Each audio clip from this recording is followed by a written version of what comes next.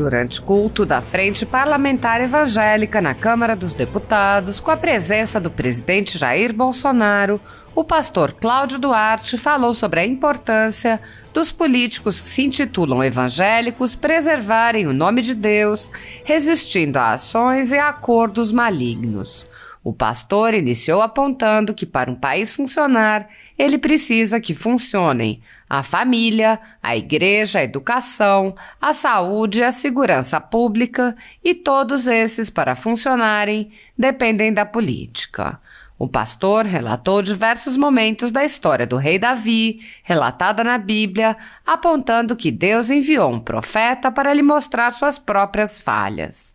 O pastor alertou que estamos em meio a uma guerra, muito real ainda que não seja visível, e admoestou os políticos evangélicos. Falar uma coisa para vocês, para nós que nos intitulamos evangélicos. Sobre você, não está só o seu nome, está o nome do Senhor. E hoje estamos falando do destino de uma nação. O pastor Cláudio Duarte afirmou: não dá para ter uma nação extraordinária se Deus não estiver no centro dela. E questionou: o que diremos aos nossos filhos e netos quando nos perguntarem onde nós estávamos quando o Brasil estava enfrentando o que está? No contexto atual do Brasil, muitas pessoas estão sendo tratadas como subcidadãos pelo simples motivo de terem manifestado apoio ao presidente Jair Bolsonaro. Por expressarem suas opiniões, são alvo de CPIs, de inquéritos secretos conduzidos pelo ministro Alexandre de Moraes no Supremo Tribunal Federal, ou são vítimas de medidas arbitrárias, como prisões políticas, apreensão de bens, exposição indevida de dados, entre outras. Sem justificativa jurídica, o ex-corregedor do Tribunal Superior Eleitoral, Luiz Felipe Salomão, decidiu confiscar a renda de sites e canais conservadores para destruir empresas privadas das quais discorda. A decisão, que incluiu a Folha Política, confisca todos os rendimentos da empresa e teve o apoio e aplauso dos ministros Luiz Roberto Barroso e Alexandre de Moraes. Marcar pessoas e fechar empresas por motivações políticas são atitudes que já foram observadas na história, mas nunca em democracias. Se você apoia a Folha Política e pode ajudar a evitar que a empresa seja fechada por falta de recursos para manter seus compromissos financeiros e pagar seus colaboradores, doe qualquer valor através do Pix, utilizando o QR Code visível na tela ou o código ajude@folhapolitica.org. Caso não utilize Pix, há a opção de transferência bancária para a conta da empresa Raposo Fernandes, disponível na descrição deste vídeo e no comentário fixado no topo. Há 10 anos, a Folha Política vem enfrentando a espiral do silêncio imposta pelo cartel midiático que quer controlar a informação. Pix ajude@folhapolitica.org. Assista. Amém. Muito obrigado. Bom dia a todos. Para mim é uma satisfação muito grande poder estar aqui. Uma surpresa de Deus que tem me dado a oportunidade de não apenas falar a sacerdotes, mas ter o privilégio também de falar e de exercer algum nível de influência sobre também a classe política. Sóstenes é uma amiga, eu quero agradecer pelo convite, eu quero agradecer ao ministro Marcelo Queiroga, muito obrigado pela visita que me fez, quero agradecer ao presidente Jair Messias Bolsonaro, mas eu quero avisar a vocês que eu não sou político, eu sou pastor, e como pastor eu tenho um compromisso com a palavra de Deus, então eu quero fazer uso dela e talvez ela não agrade a todos. Mas se ela agradar a Deus, eu já fico satisfeito. Então, é só uma reflexão, porque eu acho que, principalmente aqueles que acumulam as duas funções, política e religiosa, que eu costumo repetir o seguinte: uma sociedade para funcionar bem, para ser uma sociedade considerada uma sociedade pura, limpa, ela precisa que algumas instituições funcionem.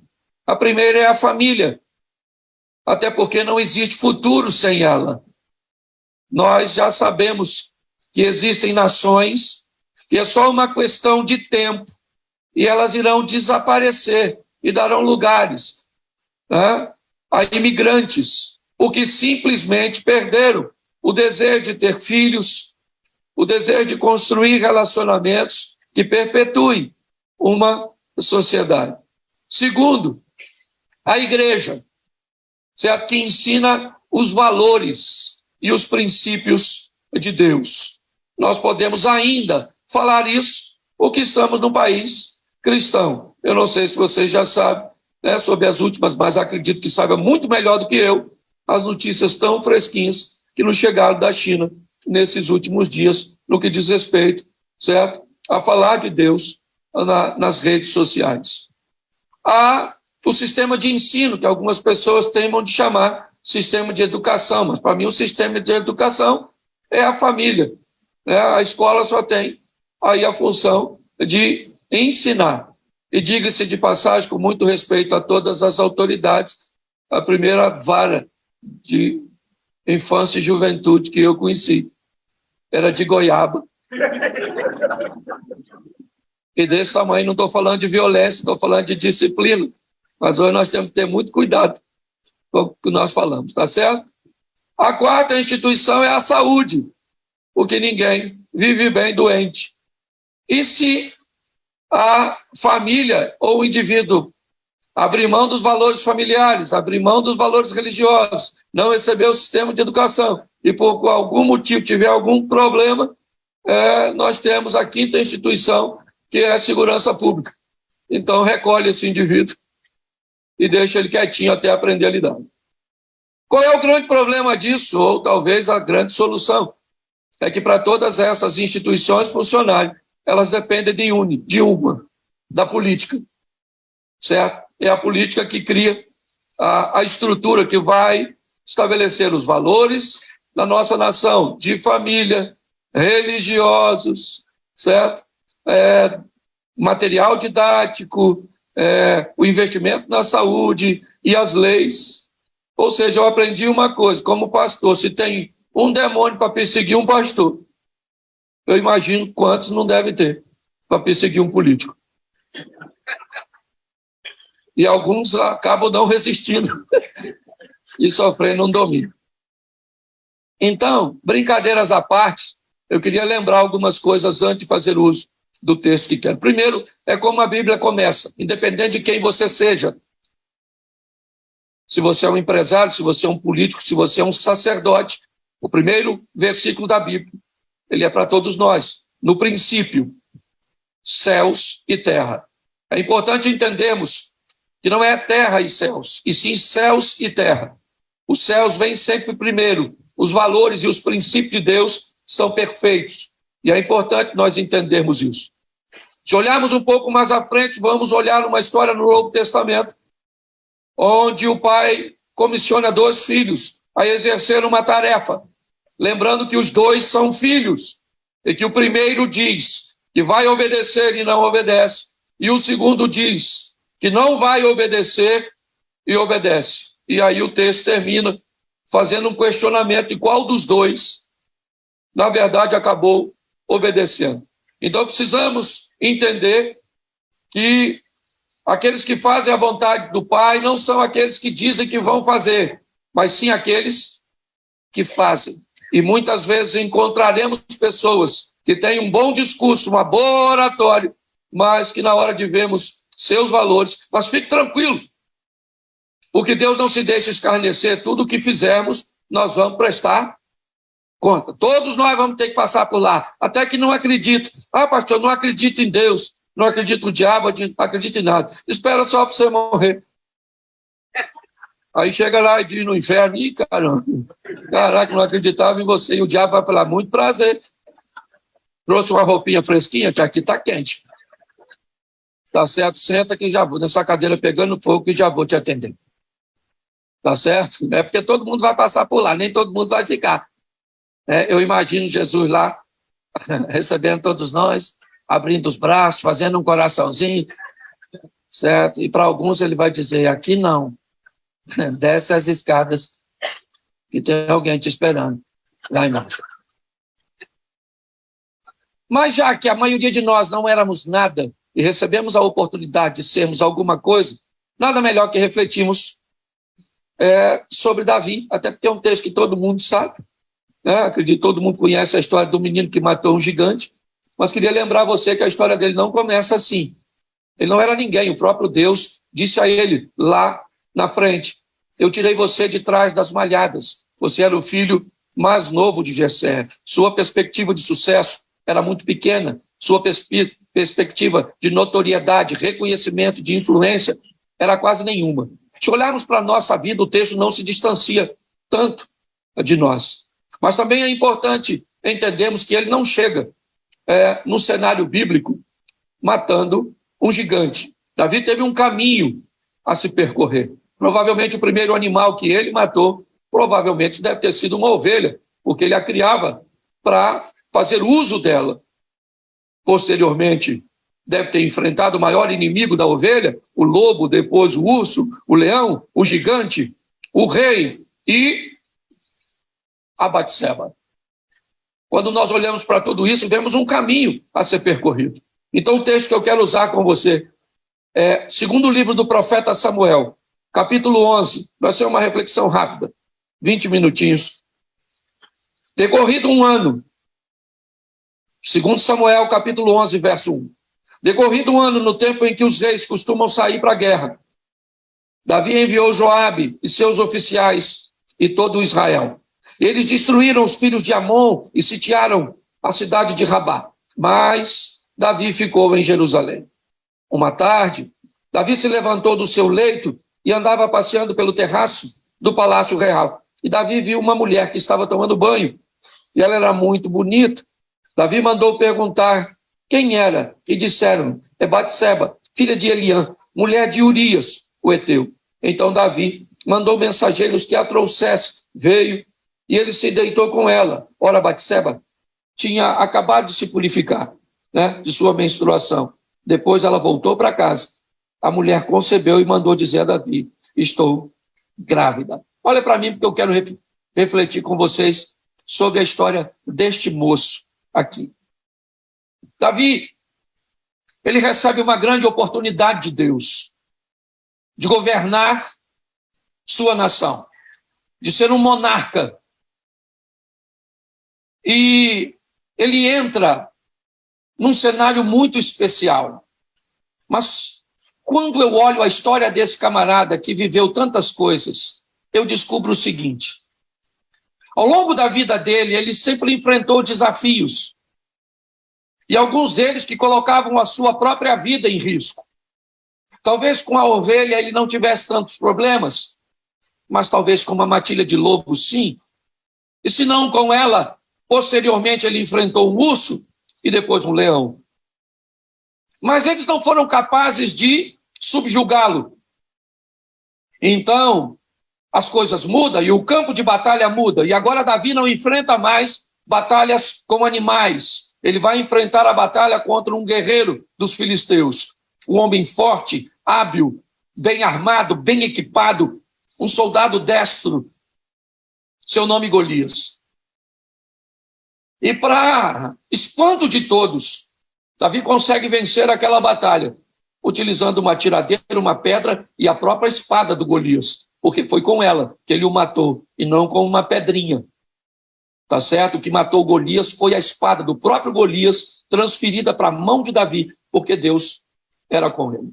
Se você pensa que agora se torna um herói nacional, um salvador, a resposta que Israel estava precisando para se ver livre do litígio contra os filisteus.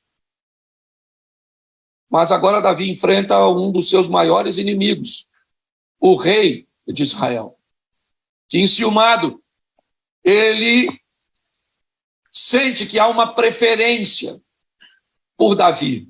As mulheres gritam o nome dele, ele está sendo ovacionado. E agora Davi não tem mais um soldado estrangeiro como seu inimigo. Ele tem o rei, ele frequenta o palácio, o rei tenta matá-lo algumas vezes.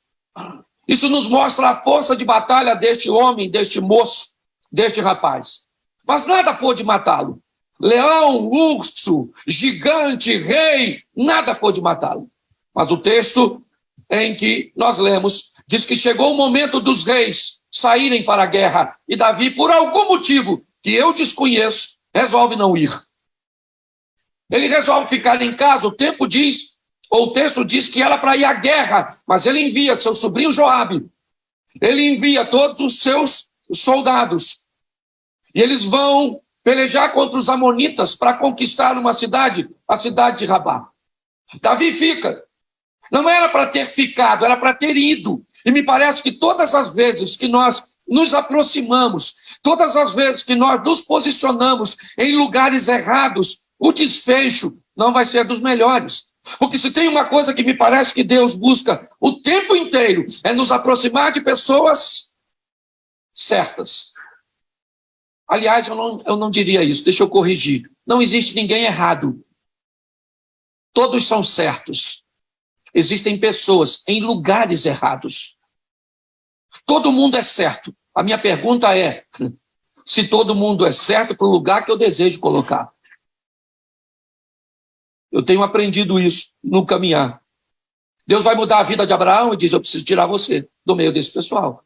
Deus vai mudar a vida de José e diz, eu preciso tirar você do meio desse pessoal. Todas as vezes que Deus quer mudar alguém, por quê? Porque inevitavelmente alianças e proximidades são coisas extraordinárias. O próprio profeta Isaías diz, eu estou com lábios impuros, por quê? Porque eu me associei, eu me aproximei de pessoas de impuros lábios. O que ele está dizendo é que a proximidade de pessoas, as alianças que precisamos fazer nesta terra, elas podem ser altamente comprometedoras. E quando o assunto é política, muito mais, porque nenhum de vocês fazem nada. Se eu já não faço quase nada numa igreja sem aliança, imagine vocês. A minha pergunta é, com quem as alianças são feitas? Que tipo de princípios eu estabeleço para escolher as pessoas que vão fazer parte da minha vida? Eu acho que vale a pena nós olharmos para isso. Mas se ele está no lugar errado, é lógico que ele vai ver a coisa errada. E Davi começa a enfrentar um problema sério. Ele vê uma mulher tomando banho. O que eu não sei se vocês enxergam o mal aqui, mas ele está no texto. O que nos une, evangélicos, é Deus. E o que nos une também é a força do mal. E muitas vezes, pasme você, o nosso adversário é capaz de nos unir muito mais do que o nosso aliado. A verdade é essa. Então, o que estamos aqui é numa batalha, pelo menos bíblica. Se você quiser trazer para o ambiente de hoje, fique à vontade. Mas a grande verdade é essa. Nós temos o mesmo aliado que Deus e nós temos o mesmo adversário que é o mal. Eu não estou falando de pessoas, eu estou falando do mal, porque já eu vou mostrar para você. Davi está dando uma volta no palácio quando vê uma dona tomando banho. Por quê? Porque o diabo mudou de estratégia. Se eu não ganho desse cara no campo de batalha, eu vou mudar o armamento. E agora boto uma mulher pelada. Tomando banho. Uma dona que devia ser gostosa, desculpa a expressão. Uma cavala, porque mulher feia não tenta ninguém. Aquele mulherão olhando para Davi. Sim, porque o diabo sabe o que pode usar para derrubar cada um de nós. Eu não sei, talvez você não tenha problema com mulher. Eu sei que aquela mulher tomando banho, o cara botou o olho nela. O que ele não sabe é que o armamento pesado está virado na direção. Mas eu queria lembrar você que Davi tem mulher pra caramba. Ele pegou toda a mulher do Saul. Ele tinha uma mulherada. Pensa, se ele ficou excitadinho, era só ir lá e pegar uma mulher dele. Só que o texto diz que ele pega essa mulher, leva um palácio, faz sexo com ela, porque não era amor, sexo. E a dona fica grávida. E aí o negócio complicou. O marido dela está viajando na frente de batalha. A hora que descobrir que ela está grávida, ela vai ser apedrejada. E aí ela manda avisar para o rei. Aí, deu ruim. Estou grávida. Ele falou, vou dar um jeitinho de resolver isso. Mandou trazer o marido. Certo? Falou para o marido, dá um pulinho lá na sua casa, menino, para ver como é que as coisas estão. cara muito longe, era só chegar em casa, fazer amor com a mulher, mandava embora, não tinha teste de DNA, caía na conta dele. O cara não foi. O rei, então, deu meio que uma festinha na casa dele, e embebedou.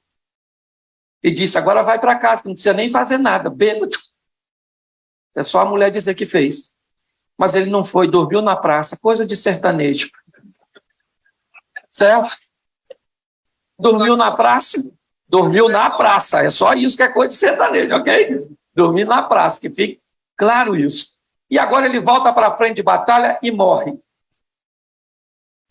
Sabe o que Davi fez? Casou com a mulher desse cara, provavelmente para homenageá-lo. Ah, fala sério, porque ninguém estava vendo. Deixa eu falar uma coisa para você e para mim também. Quando você for fazer alguma coisa que ninguém está vendo, normalmente como é que você faz? Mas quando você for fazer algo de errado que ninguém estiver vendo, faz assim. E aí você vai falar. Ele está onde sempre esteve. É assim que funciona. Deus está olhando tudo. Davi matou Urias. Uma confusão, nada, casou com a mulher, mas está tudo resolvido. Porque ninguém sabe, irmão. Está tudo secreto. Só que no capítulo 12... o Senhor enviou Natã, era um profetinha que tinha lá, gente boa, a Davi, e Natã foi falar com Davi e disse, havia numa cidade 2 homens, um rico e um pobre. O rico tinha muitas ovelhas e gado, em grande número, mas o pobre não tinha coisa nenhuma, senão uma cordeirinha que havia comprado. Ele a criou e ela crescia na sua casa junto com seus filhos, comia de sua comida e bebia de seu copo, dormia nos seus braços e ele a tinha como filho. Certo dia chegou um viajante na casa do homem rico e esse não quis pegar uma de suas ovelhas ou dos seus bois para dar de comer ao visitante que tinha chegado. Em vez disso, pegou a cordeirinha do homem pobre, preparou para o homem que tinha chegado. Preste atenção. Quando eu olho o capítulo 12 e o 11, eu descubro que algumas coisas eu consigo entender com mais facilidade. O homem rico é Davi, o pobre é Urias. Muitas ovelhas e vacas é a representação das mulheres que Davi tem ao seu dispor. Uma cordeirinha é Batseba, a mulher de Urias.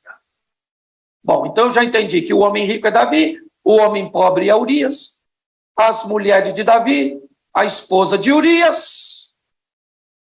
Mas o texto diz que chegou um viajante na casa do homem rico. O viajante do capítulo 12 não aparece no 11. Onde é que esse cara estava? Quando Davi está andando no palácio, o profeta diz que tinha alguém lá e ele era um visitante. Ele era alguém que chegou ali para falar a mente do monarca, do rei, para dizer para ele que ele podia fazer o que queria, que ele estava acima do bem e do mal, que ele nunca iria prestar conta, porque ele tinha condições de resolver todas as coisas. A cabeça de Davi pensou desse jeito.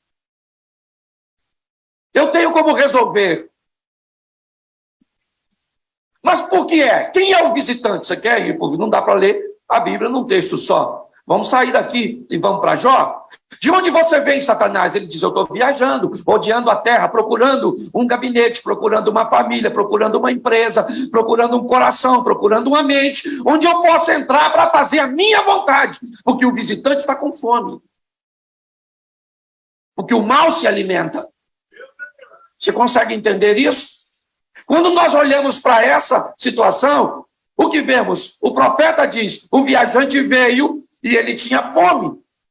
Quando Davi olha para uma mulher tomando banho, nós somos da época aqui, eu estou vendo que tem poucos garotos. Certo? Nós somos numa época em que o homem era homem. O homem era homem. Certo? Homem. Entendeu? É isso aí. O homem está em extinção. Se a senhora tem um, esconda. Não guarde, não. Isso. Se a senhora tem um homem que procura a senhora 4, 5 vezes por semana, que ele não tem vergonha na cara, não tem princípio, não tem nada, que isso é homem.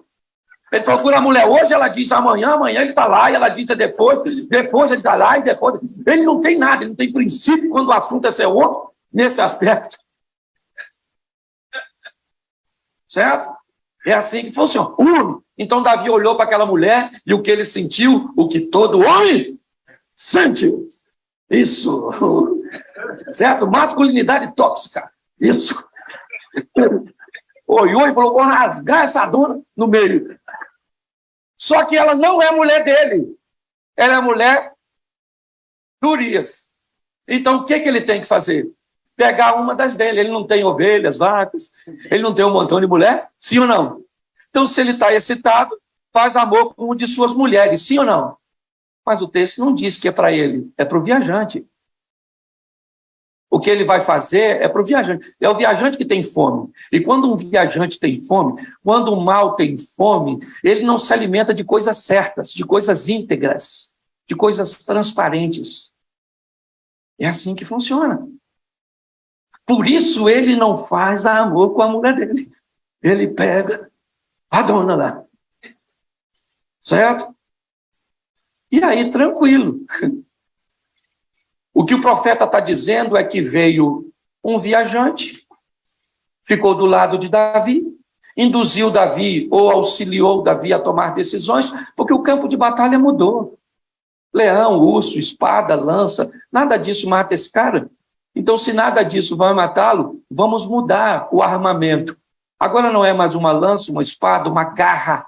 Agora não é mais uma presa.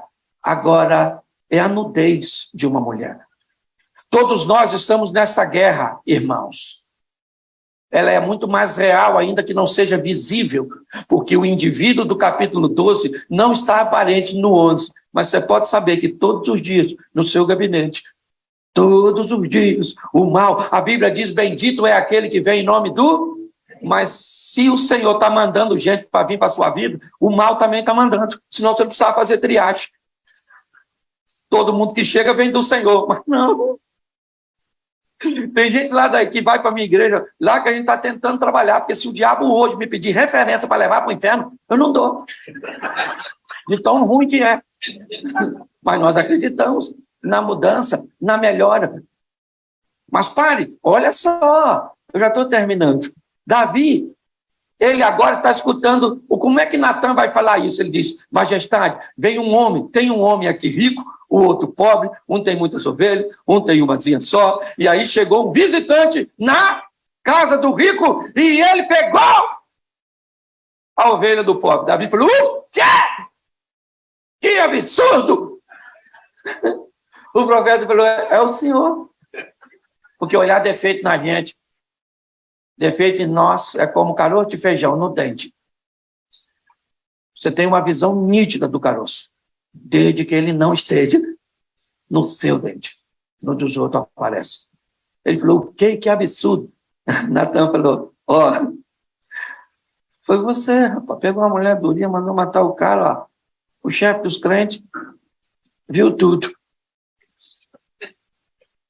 E agora? Agora eu vou falar com você. Vou te explicar aqui como é que vai ficar esse negócio. Fica tranquilo que você não vai morrer, Davi falou, beleza. Mas o filho que você teve com essa moça morre.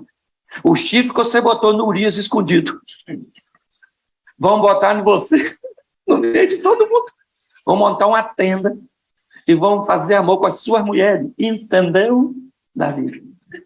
A espada nunca mais se aparta da sua casa, porque aprenda uma coisa, Davi. Ninguém vai falar mal do meu nome por sua causa. Se você não guarda o seu nome, eu guardo o meu.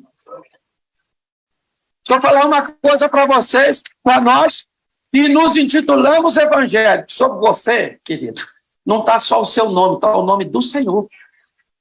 E hoje nós estamos vendo basicamente o destino de uma nação.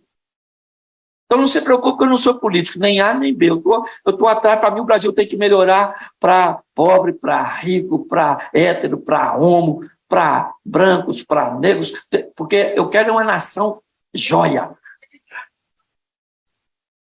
Mas eu aprendi uma coisa, não dá para ter uma nação extraordinária se Deus não estiver no centro dela. Porque eu quero deixar, se você não pegar nada do que eu falei, pegue só uma coisa. Eu não sei quem você é, hoje eu sou um pastor de uma igrejinha lá em Xerém, sabe onde é Xerém? Rio de Janeiro, foi feito no 6º dia, Deus já estava indo embora descansar. Quando ele ia fechar a porta, ele falou, cheirem. Então não faz muito cabimento, não tem muito cabimento. Eu estou aqui falando, mas eu sei porque eu estou aqui. Porque Deus me colocou aqui. Sabe por que você está onde está? Porque Deus colocou você onde você está. E uma hora nós vamos prestar conta desse negócio. E a minha pergunta é, o que nossos filhos e netos vão perguntar ou vão falar? De onde nós estávamos quando o Brasil estava enfrentando o que estava. Então, tem os inimigos invisíveis, irmão. Às vezes, mais perto de você do que você imagina. Então, quando você for deitar, você fala, Senhor, tem uma turma aqui que eu não estou ouvindo, mas estou sentindo. Certo? Me dá uma cobertura. E vamos embora para frente. Porque, gente, a nossa nação é extraordinária. E se alguém quiser, e aí me permita falar, né, por mim, não pelas autoridades aqui presentes, mas se você conhecer alguém, principalmente, que quer socialismo e comunismo, vamos fazer uma vaquinha, ou nós comprar uma passagem, para esse povo ir. E ao invés de virar aqui, porque quando a gente pergunta onde é bom, não tem, certo? Então vamos sair daqui entendendo que nós somos fortes. Aqui não tem denominação. Vamos parar com essa palhaçadinha. Você é o quê? Batista? Onde de Jesus? Tipo, nem crente você é. E você é assembleano? Não. Que é isso? Eu vou para o camarote do céu. Tem gente que nem vai pensando que no céu nós vamos ter 3 surpresas. Primeira, caraca, eu vim. Que é isso? Eu vim. Você acredita nisso? Segunda surpresa, você aqui. Nossa, controle de qualidade não funcionou. Terceiro, cadê fulano? Ficou para trás, na retaguarda. Escute só. Queridos, agora orar pelo Brasil, eu quero orar pelos políticos, para que Deus defenda você do viajante. Pastor, como é que eu me defendo do viajante? Levando o residente. Leve o residente. Certo? Alguém que mora e viva com você, estarei convosco todos os dias. Esse é o residente. E lá uma vez ou outra vez eu vejo na minha casa, estou conversando com minha mulher, de repente, eu vejo o viajante. O tom da conversa começa. Mudou? Eu falei, ele está aí. Nela ou em mim, ou na periferia, porque ele está sempre vindo com uma proposta diferente para sujar seu nome, para sujar o nome de sua família, para sujar o nome de seu partido, para sujar o nome do Senhor, da igreja e de Deus. E pode ter certeza que Deus não vai deixar isso barato. Se você não zelar, Deus zela pelo dele e você vai se lascar. Não sei, desculpe a expressão. Deveria ser mais polido. Você deve pensar, nossa, esse pastor é doido. Doido foi quem me chamou para vir. Por isso, já vem um centrado aqui, um pastorzão para ministrar ceia. Feche seus olhos, pode fechar que ninguém vai pegar nada seu. Sou carioca, mas vim em missão de paz. Vamos orar. Pai, em nome de Jesus, fomos chamados para uma missão grande. Deputados, governadores, prefeitos, presidentes, senadores, vereadores, assessores que às vezes têm mais influência que aqueles próprios que estão à frente, pastores, ministros. Nós estamos aí, ó Pai, fazendo a tua obra, mas nos ajuda, ó Deus, a viver entendendo que os céus, a nossa maior aliança, vem dos céus. Na terra é importante, ó Pai, mas não precisamos negociar valores, porque quando quebramos princípios, os princípios nos quebram. Abençoa a cada político aqui neste lugar. Abençoa cada sacerdote. Que a tua bênção seja sobre nós e que nós não venhamos envergonhar o teu nome. Eu te agradeço, ó Pai, por aquilo que tenho visto acontecer nos últimos anos na nossa nação. Continue conosco, Pai. Em nome de Jesus. Você pode dizer amém? Amém. Muito obrigado. Deus abençoe. Graça e paz.